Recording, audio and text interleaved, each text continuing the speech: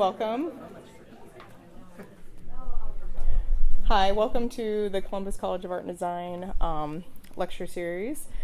My name is Molly Burke, and I'm the Assistant Director of Graduate Studies here at Columbus College of Art and Design.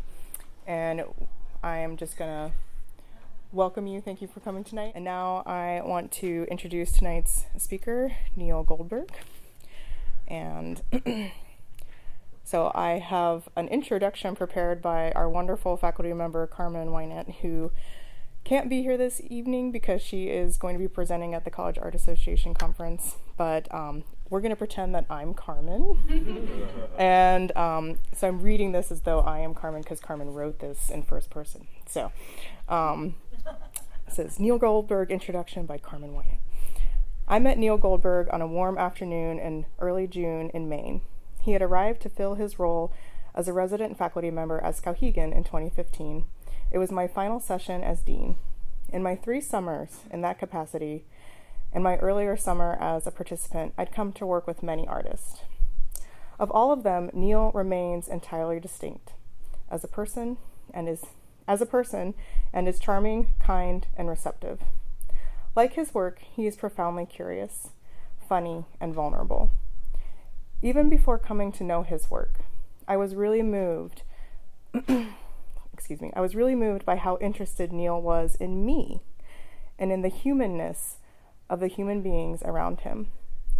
Art seemed to serve a purpose beyond the intellectual or esoteric to him. It was, and is, a way to understand and contend with relationships. It is hard to talk about our humanness, the strangeness of it, the grossness of it, the wonder of it, without being trite. In his work, Neil manages to ask a question that, in some sense, all of us drive at. What does it mean to be alive? Isn't it strange and wonderful and funny and horrific? When it came time for Neil to present on his work, something that all the resident visiting faculty members do at Skowhegan, he delivered a performance so surprising, so unusual, so touching, and so funny that I nearly urinated my pants. Seeing him deliver that first performance and talking to him many times since, I feel my own work has shifted and grown. I have given myself permission to find humanness interesting and worthy. And I'm going to read his bio, which, is also lovely, but Carmen's words are very lovely. Neil Goldberg makes video, photo, mixed media, and performance work about embodiment, sensing, mortality, and the everyday.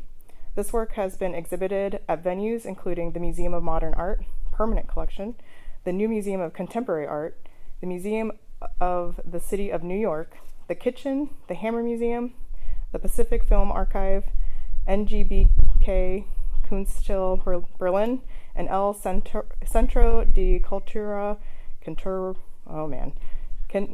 hey, Mercedes, can you say this one? No. Cultural Center in Barcelona. De Barcelona, among others. Mercedes is from Barcelona. So his work has been produced with fellowships from the John Simon Guggenheim Foundation, the New York State Council on the Arts, the Lower Manhattan Cultural Foundation, CEC ArtsLink, Still Point Fund, Yaddo, and the MacDowell Colony.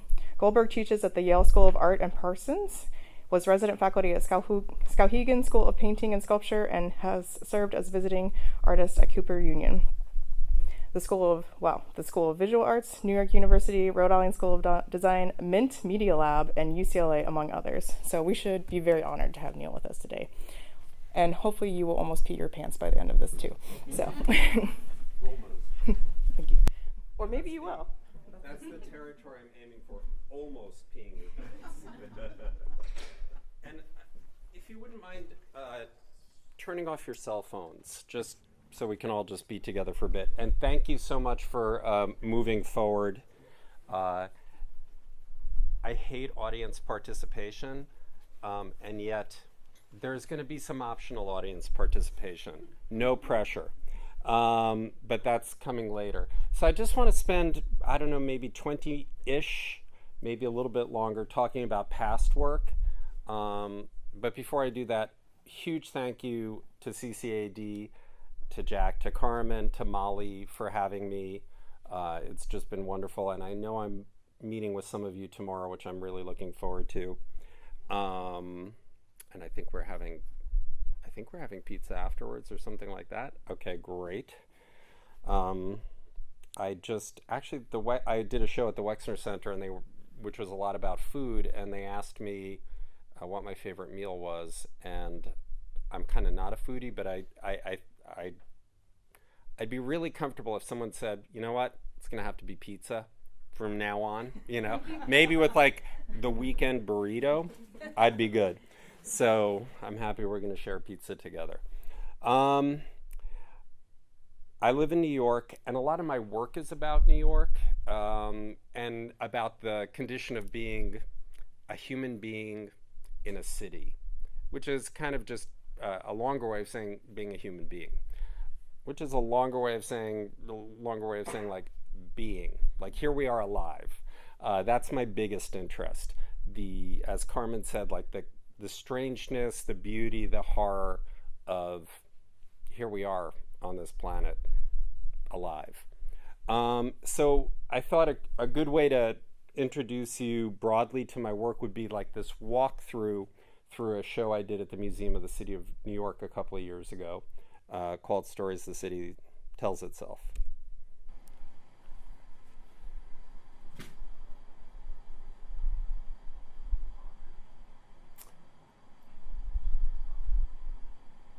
So this is a piece called Truck Driver's Elbows, which is exactly what it sounds like it is. To me, these feel like portraits. This is my first ever video project from 1993 called She's a Talker, about 90 gay men combing their cats and saying she's a talker.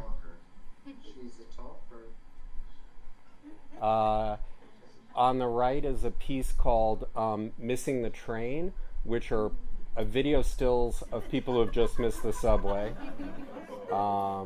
This is a piece called Subway Trapezoids, which looks at this kind of, I think, very beautiful trapezoid of landscape you often see on your way out of the subway.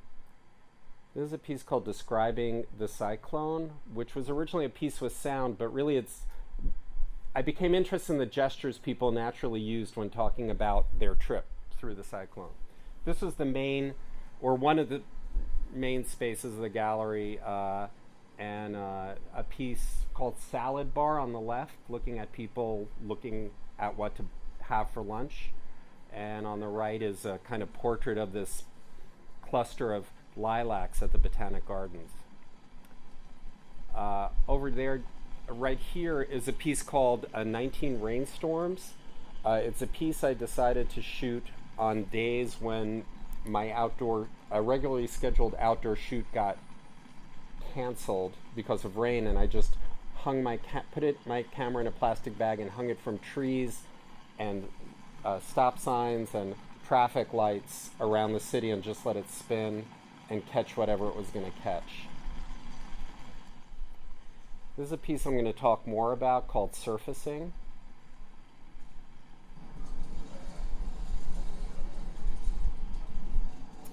And this is a diptych called Hallelujah Anyway. Shopkeepers near my apartment opening their gates in the morning.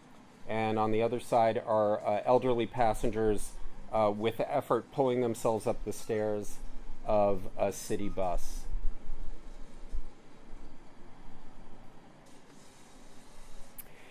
For instance, in this piece, I'm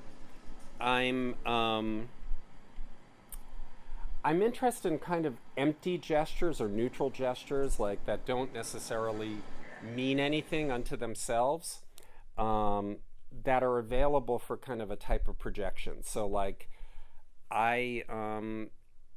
people have responded when looking at the old people pulling themselves up the stairs of the bus, like, this is depressing. This is, and other people have been like, this is uplifting, which is kind of the angle I go with. Because these people are out in the world going from one place to another, which I think, even if you're not in your 80s, is an accomplishment. But the piece doesn't necessarily lean on one reading or another. So I like that kind of empty space that's available for different viewers to have different projections onto it, hopefully even, with that shifting through time. Another thing I'm super interested in, and especially as it manifests in cities, is the way that, we have these rich inner lives. Our minds and our emotional processes are super nuanced and complex. But then there's the question of well, how do they manifest on the surface? What does thinking look like? What does a certain feeling look like on the face? And that's kind of led to a number of projects that I've made, including this piece that we saw a little bit of called Surfacing, which I'd love to look at for just a minute or two, which captures people as they emerge from the subway and try to orient themselves.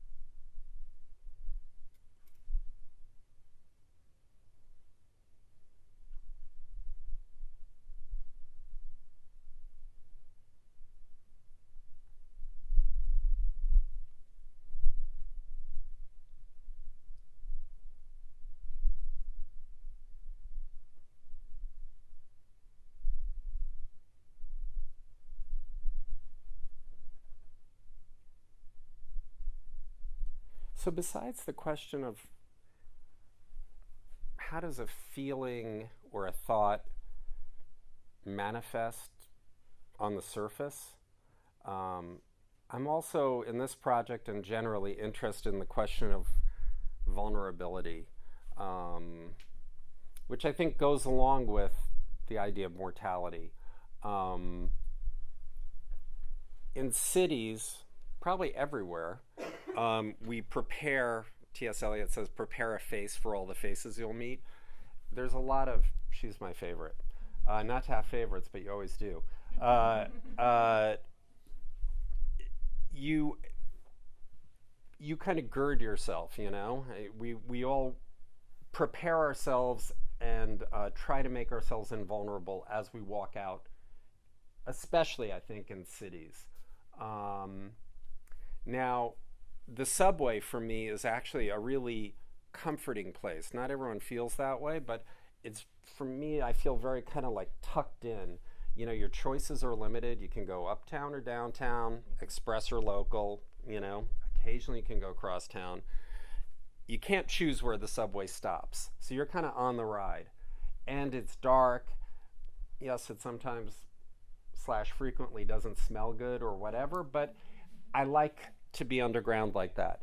And that feeling of coming up from the subway to the surface of the street kind of catches you at this interface where I feel people's guards are still a little bit down.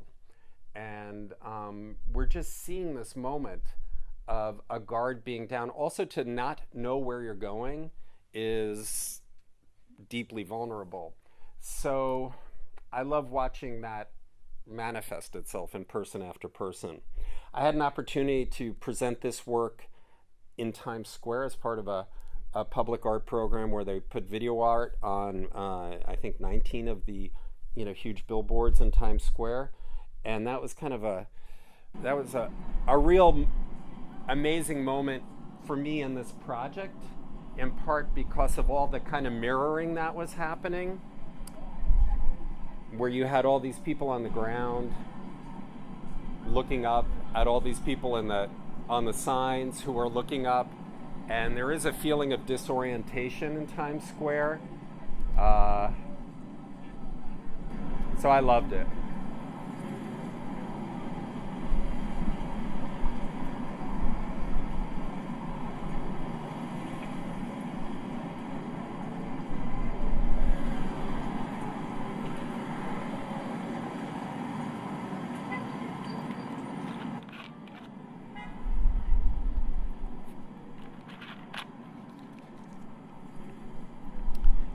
this project works by this public art project. They program a different video artist every month, and the video art just comes on, so it suddenly replaces what's there without any kind of real announcement, which I think is a wonderful way to encounter art anywhere, but especially there. So that's a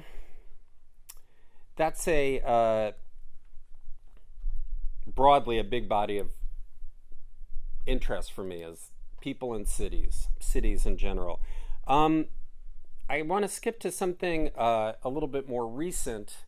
Well, some of this work is recent, but something I've been focusing on a lot that's a long-standing interest of mine is like, it's part of being mortal, but the idea of our needing to eat and kind of the intense horror that I think goes into that.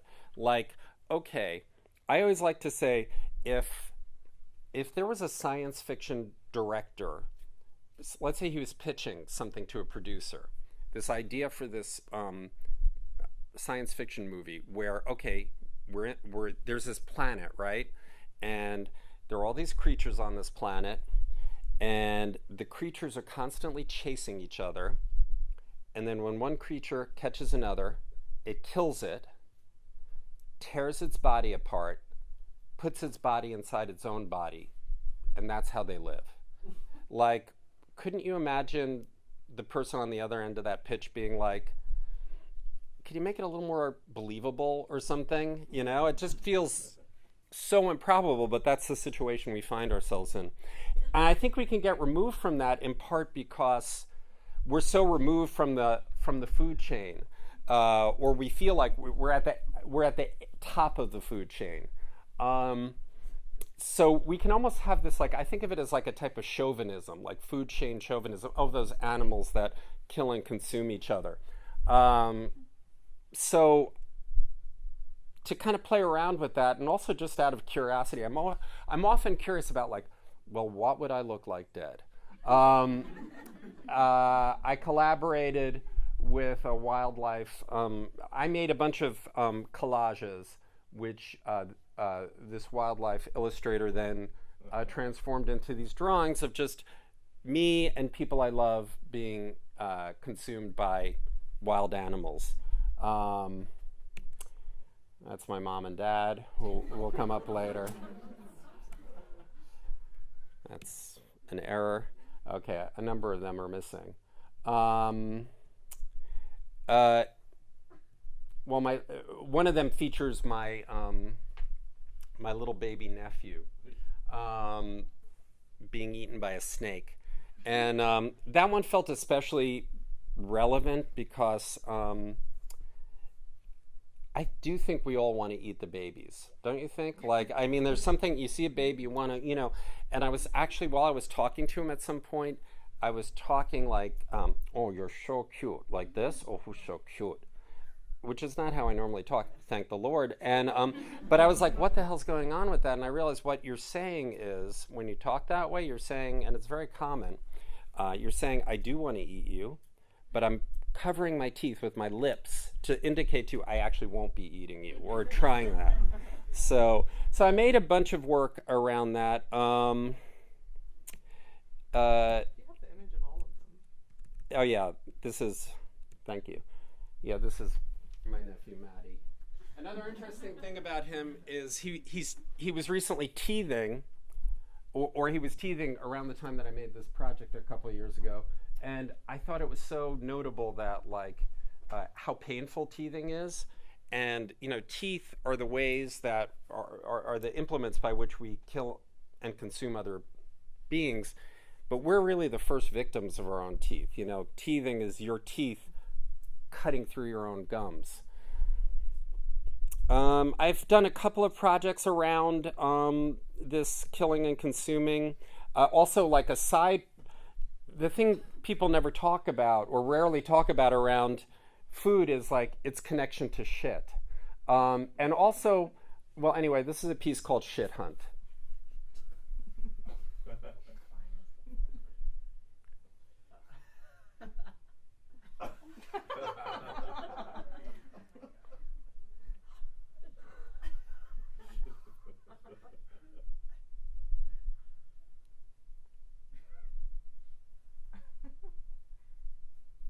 How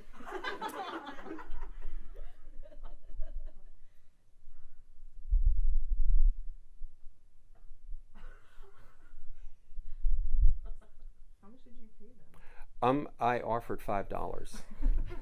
A lot of people didn't take it. See, now the thing, and a lot of people wouldn't give me the shit. Because every single person, here's one who wasn't going for it, all of them asked me, what do you want it for? And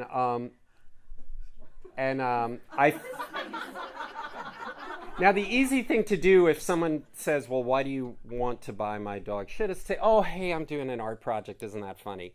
But I committed to saying, I'd rather not say, which lost me some sales, but $5 felt like the right amount. The dog's like, what are you doing with that? Yeah, I know, right? I think the dog's all for it. You know, if I showed this to a friend, he had the best idea, you know, which of course you're all artists and you live with this, which is like what you would have done. He said, well, you should have like kept all the old bags as you went to the next person, you know? So you're just kind of collecting more and more bags as the time went on. This was a sale. All right, I never noticed that. That's a poignant moment. Although it's not so poignant when the cat, my cat does that every now and then in the house. Yeah, it's adorable. Everything a cat does is adorable, truly. So I want to move on. So there are a number of other projects some digital animations that kind of that look at this condition of needing to kill and consume, and also its connection to shit. But I want to move on to this whole other body of work that really has spanned from almost the beginning of when I started making art, which were collaborations with my parents. I'm going to show you a really brief excerpt from a piece from way back in 1998 called My Parents Read Dreams I've Had About Them.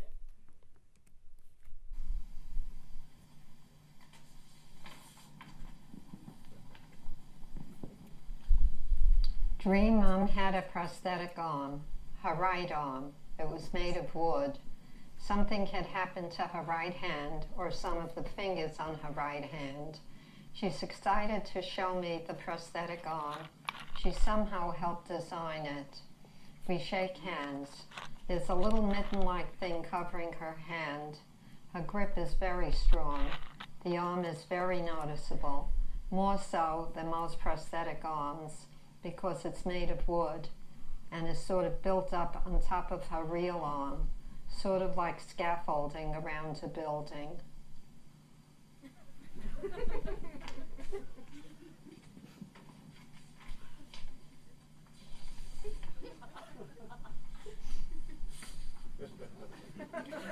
Dreamed something about Dad. He had his own tiny personal EKG machine and would periodically check his statistics. It was almost like a laptop, and he enjoyed checking himself, would do it almost recreationally. In the dream, I come visit while he happens to be doing this, and I'm struck by a strong feeling of love for him, and tell him how much I love him and how. I think I'm not ready for him to die, or maybe that I am ready for him to die if that is what he needs to do. We hug, maybe cry, very intense.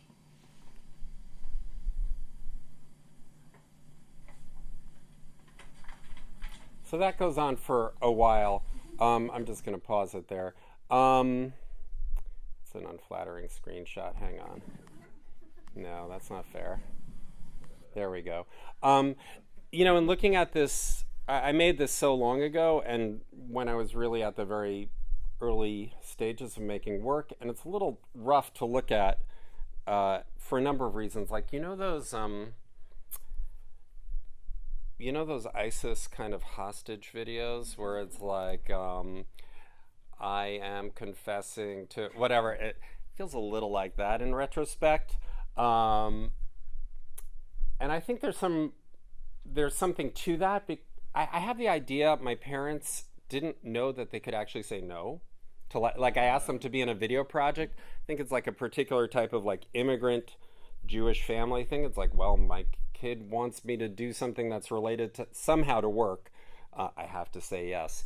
My mom is keeping a kind of, she looks really stern, and actually by the end, it turned out she was trying to not laugh, which happens at the very end. But I show this also because like my father was super important to how I became an artist, I feel. He was an engineer. Both of them have died. And he had this like super kludgy, like computer science term, like kludgy, meaning it's like clunky aesthetic. He would build these weirdo, like he built furniture for the house and it looked so wrong, but also so right. So like, for instance, after my mom died, he made this. If I could make art this amazing, I would be very happy. He made this kind of like, well, I'll show you how it worked. It was like a display case of my mom's of photographs. It's basically a box on top of his favorite debased material, with pictures on it, Xeroxed onto it. My very favorite thing about it is the top, like, because there's a big nail there, so like let's just put a little sponge on top of it to, for protection purposes. So anyway, he's been like really influential. Oh, we would work together. He had a workshop in the basement, and so I would help him with that. He would build magic tricks for me. If you're of a certain age, growing up in Long Island, which is a suburb of New York, and were, let's say, melancholy / depressed, you got into magic in a deep way. Maybe you performed at kids' parties. Anyhow, so he and I together would build these big magic tricks. This is the last piece I made with him, in collaboration with him, before he died.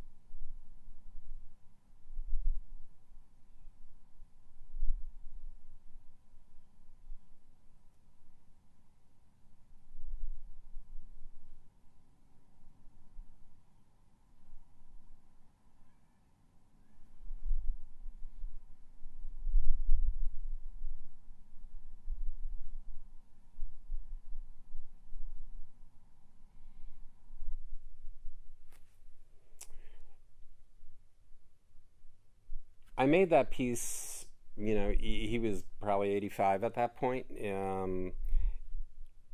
Obviously, like with the idea that that this piece would mean something else after he died. So it almost reminds me of like if you ever go to a rave, like a glow, I don't know if people do raves anymore, a glow stick, you have to kind of crack it and that activates it. That felt like his death felt like it kind of activated this project in a different way. After he died, I inherited his car, and having like a Toyota Camry in New York City where you don't need a car, thankfully, was impractical, but I kept it. And you have this whole ritual of alternate side of the street parking. You have to move the car every day, and or every other day, which I kind of really got into. There's this whole culture of alternate side of the street parking. I'd love to do a video project about it one day. I have a friend who's a musician who practices opera while she's in her car. But at a certain point, I had to let it go. And so kind of as a parting gesture, I took it to the same park where we had shot that project and just filled it with leaves, which was very cathartic. And I also made a piece. I took his hearing aid and cast it in gold. Recently I was asked to be in this exhibition that partly dealt with memory and mortality, and I did this piece called The Oys of My Father.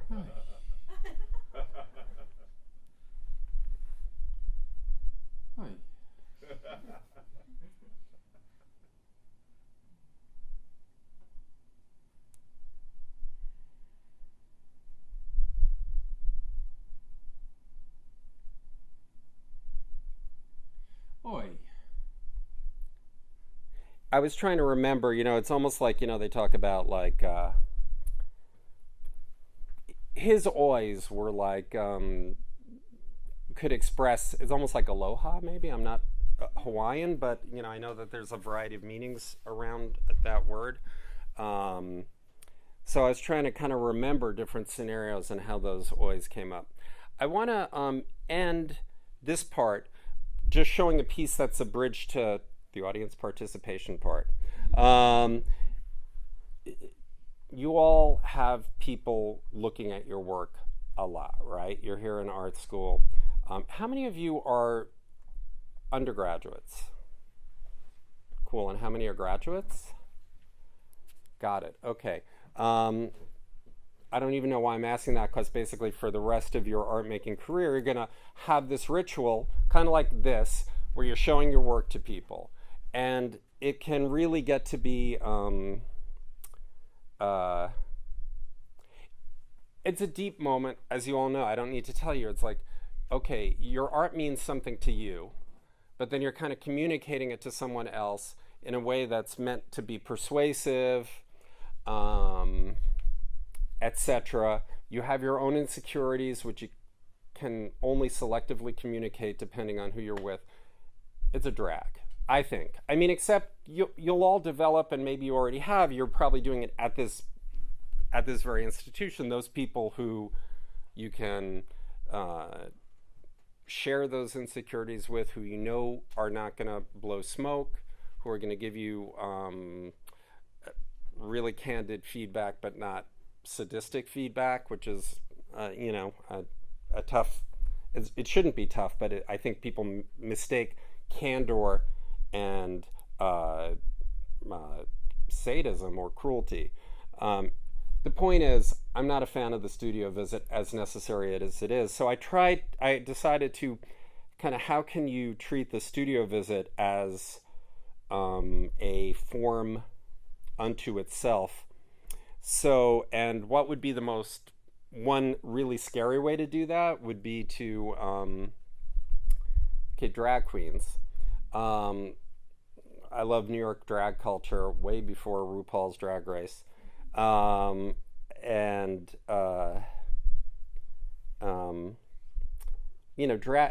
element of drag culture is, reading, which is like, I think actually the language of reading is appropriated from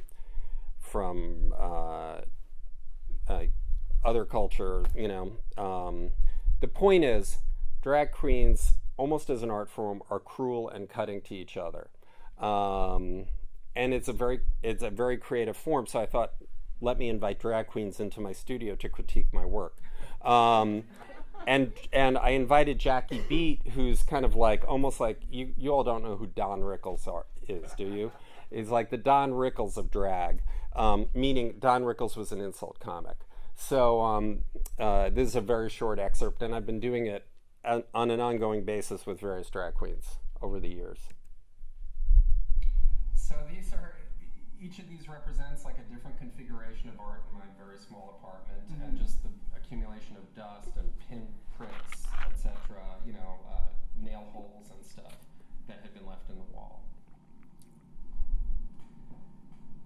They look fake, Which is a pet peeve of mine. One of the things that really bothers me is like if you're watching like Law and Order, SVU. Yes. Is that right? Special Right. Victims Unit. Yes, Yeah, exactly. I always want to say SUV. Right. And they have like some little kid draws, a disturbing photo about the man who hurt them, and it's Right. obviously done by some 37-year-old in the art department, or somebody who's in a commercial for cereal and they have to pretend like they can't sing. Right. It's a pet peeve of mine. But to know that they're real, again, the backstory, I have to backtrack just a little. Yeah. I keep looking at the one of your dad, Uh-huh. and first of all, it looks like he's playing a panpipe almost every once in a while. Yeah.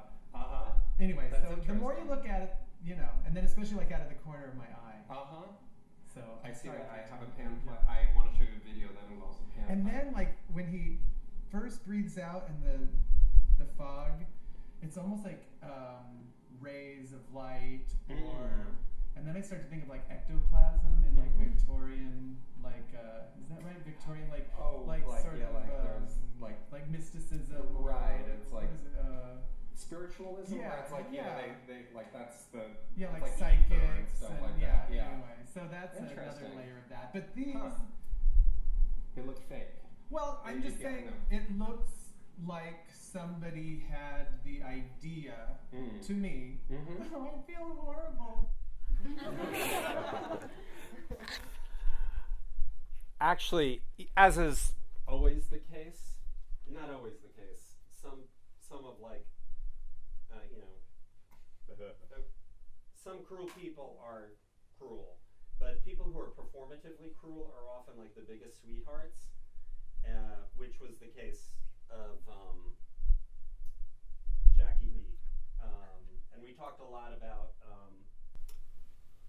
parental mortality and the like. It ended up being a really beautiful conversation. So, okay, recently, over the last for about 1 million years, because I am old, I heard someone talking about, like, when did middle age begin? Was someone here? Oh, yeah, we were talking What did you decide? Mid-40s, maybe? That sounds great, because if you live to be 90, that's a pretty good life. Sorry, I'm configuring here. Yeah, that sounds like middle age. So, I'm old. I'm older than mid-40s at this point. Not much older, but, so, for 1 million years, I've been like writing down, you have an idea, you write it down. I find it's useful to write it down on an index card as a way to just have it in an embodied form. And recently I've started to use the index cards themselves as prompts for performances and for conversations. So I have a stack of, now it's more than 1,200. That I use in performances. Sometimes I randomize them, sometimes I curate them. So I curated just a small selection related, I thought, to the condition of being in art school. And I also teach, so it also relates to the condition of being an art teacher, art professor, whatever. Professor always feels wrong. But so I thought we could just maybe, as a way to I'd love to have any questions you have, but I thought it would be fun to talk a little bit about some of these to the extent you might be interested in. I always say my handwriting looks like, if it were a font, it would be called Suicide Note. So I'll read them for you. I'm tired of artists being interested in things. I was looking at artist statements and I bet right now I just said about 1 million times that I'm interested in this, I'm interested in that. But I did. Is that? Guilty as charged. Oh, a friend of mine said, you spot it, you got it. So, but I was looking at artist statements from like the 70s, and they were so different from today's. They were like, I desperately need to da-da-da. You know, it was like, I'm interested in. But I think it's a kind of a side effect of being in school. Do you find that? Are you all required to kind of come up with artist statements? Are you interested in things? Okay. Or other variations of that word. But I think that's better. Well, first of all, I love when one is genuinely interested in something. That word gets a bad rap because I think that. But captivated is great.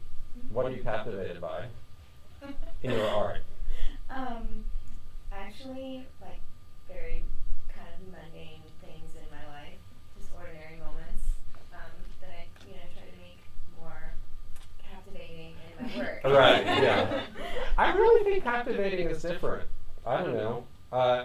Interested says, like, when I hear someone say they're interested, it's like, okay, be interested, and then get to a point where you feel something more interesting than interested about it and present that forward. Does anyone else have alternatives to interested?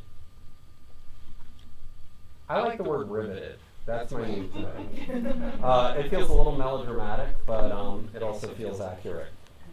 What are the mundane things, not to put you on the spot, that you're interested in? My cat. Oh! The evening just took a turn. I truly could talk. What's your cat's name? Dahlia. Dahlia? Like the flower? Mm-hmm. Yeah. Girl or boy? Sorry. Female, yeah. Yeah, I hate to, that's the other thing, there's probably a card about that. It's like, why do I have to reenact the gender binary on your cat? You know? I have a cat named Beverly. I feel like she doesn't have a concept of gender, really. Well, I was doing these cards in Milwaukee at a artist gallery, artist-run gallery called the Suburban. Actually, Michelle Grabner, who curated the Whitney Biennial a couple of years ago, or co-curated it, was at Skowhegan. See, this is a lesson in terms of like the people you're encountering right now in your class and your faculty are the same people who are going to change your life in different ways. So I was at Skowhegan with Carmen, which is why I'm here, and Michelle Grabner. She has an artist-run space in Milwaukee, and I would spend Saturday afternoons there just going through the entire stack of cards, and people would come in and out, and we would just have conversations. But someone came in and said, I have so many cards about my cat, and this person came in and said, I love spending time with my cat because it's a moment where I don't have to think about identity issues, which I thought was deep. But of course, I also felt like, well, I think so much about identity issues in dealing with my cat, because it's like, you're a different species. How deep can it get in terms of the identity difference? Let's see what we got here. Part of my the legacy of being like a gay kid is I'm triggered by shuffling. Shuffling cards, because that was always like, to me as a gay kid, the secret to trying to pass was about like suppressing your enthusiasm and just being cool about it. Just everything's like, no big deal. You don't really get excited. Don't clap your hands together really fast, which was my thing. I'm married to someone who, I think this is like the beautiful legacy of life. We spend a lot of time, like, when something good happens, it's like, yes, we are adults, we can clap our hands together really quickly. But I remember shuffling was like, okay, first of all, it's hard, it's manual dexterity. But I also kind of had to be like, okay, do it in a cool way and don't get excited when it works. So I'm still a little triggered by that.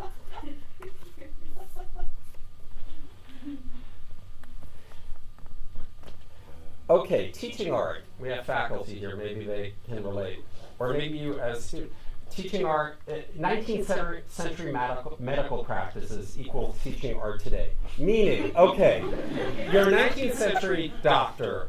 You're like, verily, let us attach the leeches, to drain the humors that are whatever.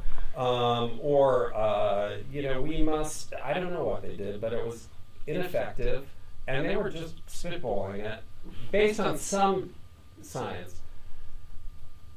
I feel the same way when I'm talking to students. It's like, look at this artist. It's like bring out the leashes. Look at this artist. Read this book. Although I try not to. Actually, it's more of a critique of some of my fellow faculty who are very prescriptive around I think it can be a cop-out. You're looking at someone's art, telling them, do you find it helpful when people are looking at your art and tell you to look at someone else's art? I mean, it intermittently can be helpful, but has anyone's life been changed by someone looking at their art and saying, look at someone else's art? Has anyone's life been changed by reading a theoretical text? Yeah. Okay, all right, which text? I believe that's possible. I believe all of it's possible, but we're going into shakier territory. What? Death of an author. Oh, okay. How is it life-changing? Well, it's constantly making me question. I'm a performance artist who I only use myself, and I'm of the far side of I need to stop what I want people to think when I make it, and so how do I pull my identity, or how do I pull my emotions, my whatever from myself when I'm performing, and let people see what they want rather than me being like, no, you have to, this is what it is, can't you see my body? Right, yeah. I hear that. I'm married to an actor who he had a famous, he was quoting, it was very not Roland Barthes, but it was like, I think it was Noel Coward, the playwright, was critiquing an actor. An actor couldn't understand why they weren't getting a laugh at this scene where they, it was a scene around the table and they asked to pass the butter, and there was some conversation that was supposed to be funny, and Noel Coward said with a British accent, well, you weren't asking for the butter, you were asking for the laugh. So I think there's something to that. I hear that. So it's pragmatically helpful. Yeah. Other people who feel like they've had dramatic encounters with theory?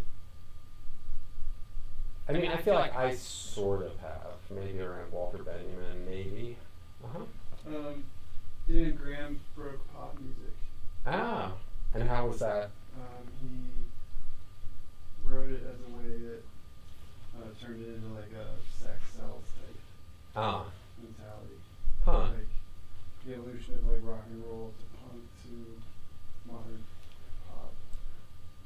It's That's like motivated towards like teenagers and getting them to consume things. See, I haven't read that, but I've seen his artwork. I think it's interesting that he's a visual artist who also writes about visual art, and that there feels like there's an alignment between those two, so I wonder if that's part of the magic to that. And Roland Barthes, I feel like you're talking about, is like, who, by the way, has one of my favorite things ever that I've read anywhere in literature, which is like, he was talking about, maybe you know it, like, how he hates the Eiffel Tower. So he hates seeing it everywhere in Paris, so he would always go to eat at the restaurant in the Eiffel Tower. I don't to see it. But I feel like he is, when I read him, I'm feeling like I'm reading just a poet or something. That's what a friend of mine is writes super dense academic work about colonialism. And he said, just read it like poetry. Don't get deep into like parsing it and all that. And that actually has helped. Shall we try? I don't know where we are for time. Shall we, cut and try one more? Oh boy. It's legitimate to make art about art, but I'm not interested. Where's the room on that one? Any austere makers of work that interrogates, I don't know, the institutions in which our work is displayed, or I don't know. Has anyone made art about art? I guess all art is about art, but at this point, or always. Rick has an art piece. Ah. Kind of making fun of art about art. Me? Yeah, it's the refrigerator. What is the refrigerator? I've made it so much I've forgotten about it. Ah! There you go. That's the stage to reach, where it's just like metabolized. It's like water or something. What was the refrigerator? Oh, it was nothing. It was just a little tag for a refrigerator. There's a refrigerator There we in go. the kitchen. Yeah. There's a refrigerator in the MFA kitchen, and it's literally just like a piece of paper that's set, like, it's just set, like, the title is Frigidaire 2000 or something like that. When it was labeled made. a refrigerator. Yeah. Oh. Yeah, and it's just being like, it's like talking about the perishable, or like the Perishable items. Yeah, like the perishableness of food items and the sagittal hinge invites the viewer to like.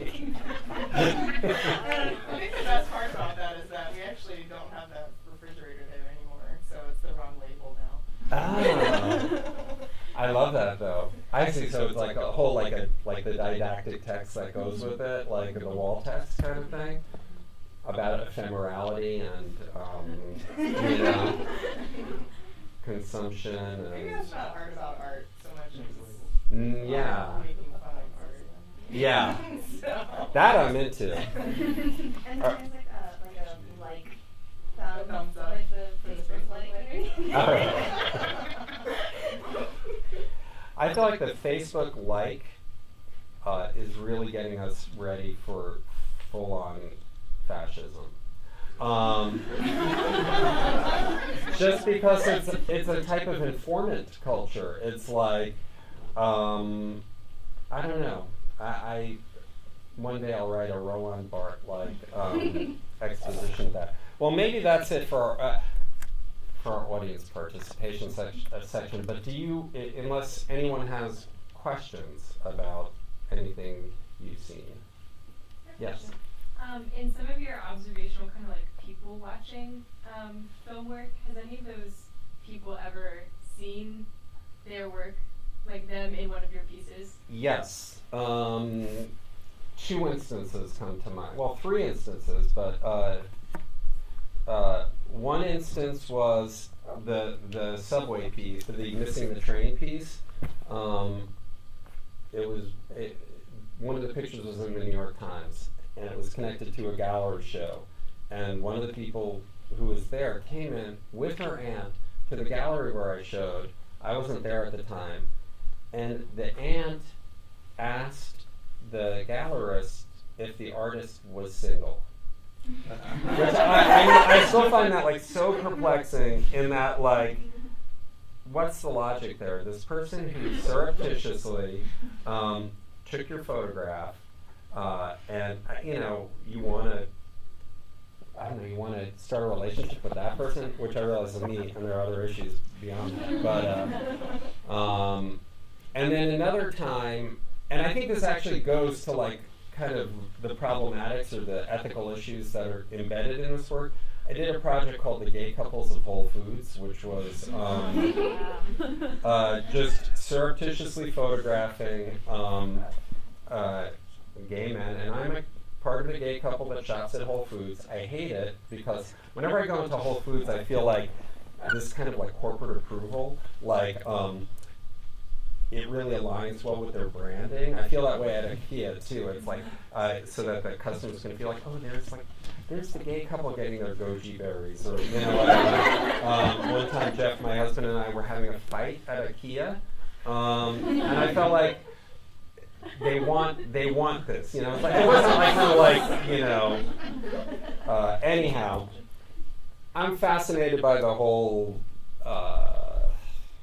There are a lot of issues around food and gay men that I think are interesting, but I'm also interested in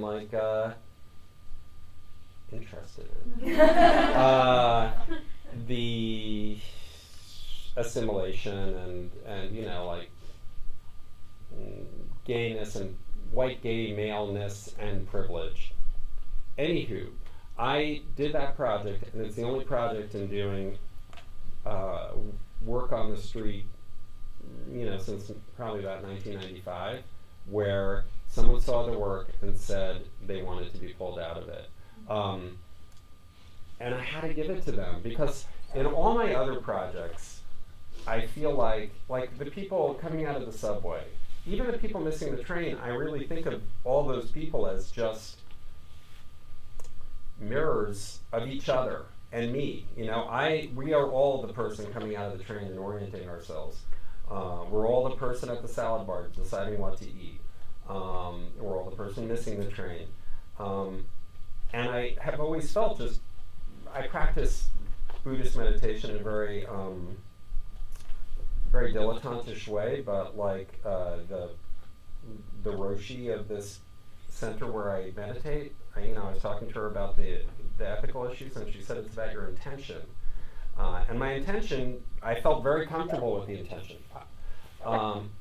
Gay Couples of Whole Foods was different. It was really my first project where I felt like, look at these queens, you know, and it's true, I'm one of those queens too, but it wasn't a nice spotlighting of, and so it makes sense. Now, of course, I have a lot of feelings about the person being asked to be pulled out of it. It was like, I'm very mad about it, and I could have said no because it's legally covered, whatever. But I kind of hate the person. And the couple, and it's so interesting, like recently I ran into, I don't know them, but it's a long story. It turns out because New York is like tinier than Columbus ultimately, so of course the person knew a friend of mine and da-da-da-da. I ran into them at an event. I had never met them before. We had only communicated via email, but I started looking Instagram, stalking him and stuff. And it was like their Instagram. First of all, they had when they got married, they put their wedding picture in the New York Times. So I'm like, you'd rather do that? You're okay with that, but that being in my art project, where I feel like it's like the most assimilationist gesture you can make, and like, you know, here's the profile of our, you know, here's the picture from apartment therapy of our apartment. They mentioned that I've traveled to 61 countries, but it was really 81 countries. It's like, are you fucking serious? But anyhow, and you don't want to be in, anyway, my feelings were hurt though, obviously.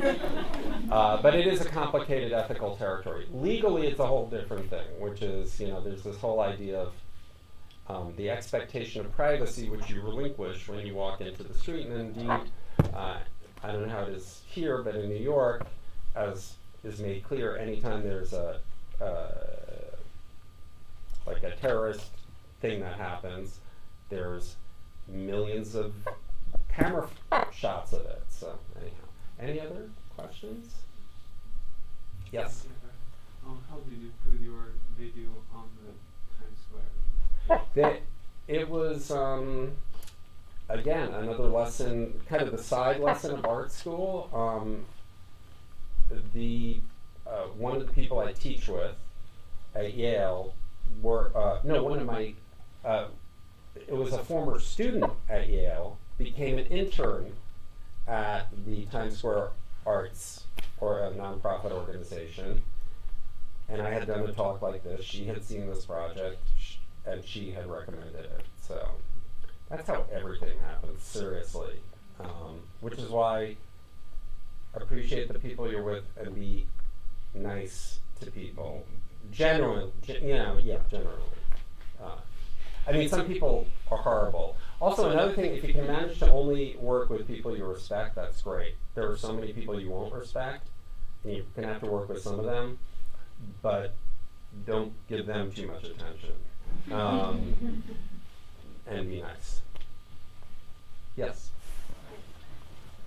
Everyone just like turned to Yeah. But besides that, kind of missed most of it, and sorry about that, but what do you think about art schools in general, or your critiques about art schools? Because that'll be cool to hear that. you don't really hear much of like professors talking about like their own institution, so. Right.